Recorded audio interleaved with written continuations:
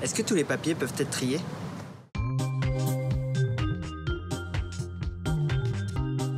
Que ce soit des journaux, des magazines, des prospectus, des publicités, des enveloppes, des cahiers, des tickets de caisse, chaque année, ce sont plus de 2 millions de tonnes de papier qui sont consommées en France et qui peuvent être recyclés.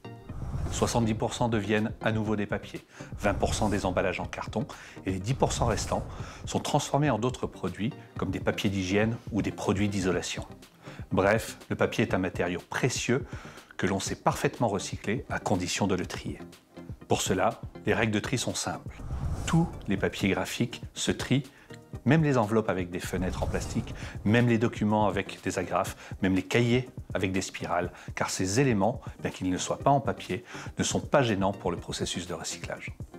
En revanche, pour qu'ils soient mieux captés en centre de tri, mieux vaut ne pas les déchirer ni les froisser. Idem, on peut trier les papiers cartonnés comme les cartes postales, les billets d'avion ou encore les livres avec des couvertures rigides. Eux aussi peuvent bénéficier d'une seconde vie.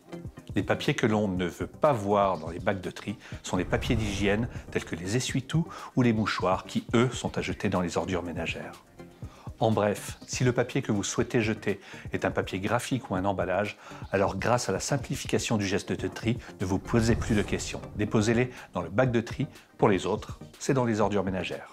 Pour savoir si vous vivez dans une zone de simplification du tri, téléchargez l'appli guide du tri de Citeo. Grâce à la géolocalisation, elle vous donne les règles de tri en fonction de votre lieu de résidence.